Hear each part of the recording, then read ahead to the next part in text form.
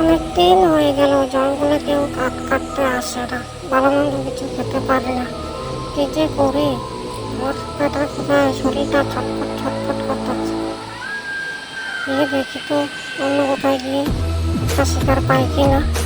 শিকার পেলে রোজা করে খাবো, পেট ভরে খাবো।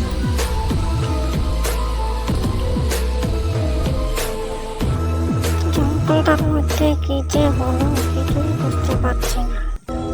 একটা শিকারও আসে না, মনে হয় শিকারগুলো দিন দিন কমে যাচ্ছে।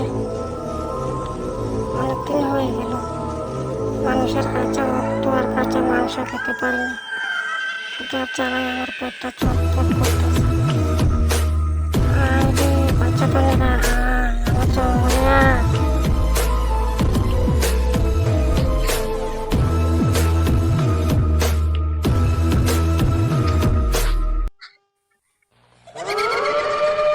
চল ভাতিজা, আর কতক্ষণ থাকবো? মাছ তো অনেকগুলা পেয়েছি, চল, না হলে মাছটা নষ্ট হয়ে যাবে। এই দিক দিয়ে আকাশে নমুনাও বেশি একটা ভালো না, বৃষ্টি হতে পারে। চল, জঙ্গলের রাস্তাটা খুব খারাপ, এদিক দিয়ে আমরা শর্টকাট বাড়ি চলে যাব, বেশিক্ষণ সময় লাগবে না।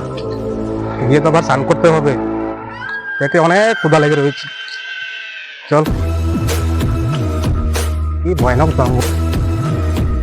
ভাতিজা, আমার তো হাঁটতে হাঁটতে আর ভালো লাগছে না রে, আমার গলা একদম শুকিয়ে গেছে। জঙ্গলটা অনেক ভয়ঙ্কর। আর এই জঙ্গলটার একটা রহস্য আছে, তুই জানিস সেটা?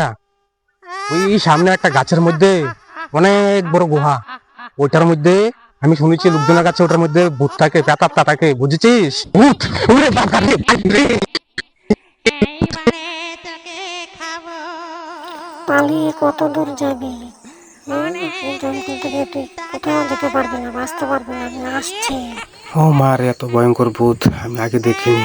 ওর মুখটা কি ভয়ঙ্কর মুখ। উফ, আমি একটু রেস্ট করে নিই এই গাছের নিচে। দৌড়তে দৌড়তে আর ভালো লাগছে না, একটু বসি এখানে। মনে হয় চলে গেছে এই আত্মাটা, এখন যাই। ও মারে, আমাকে ছেড়ে দে, আমাকে ছেড়ে দে, আমাকে মারিস না, আমাকে মারিস না, আমাকে মারিস না, আমাকে ছেড়ে দে, ছেড়ে দে।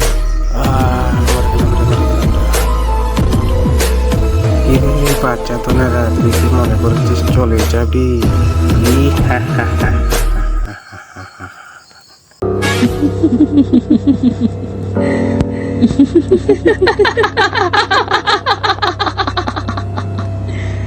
Kenapa tak tidur lagi, ha?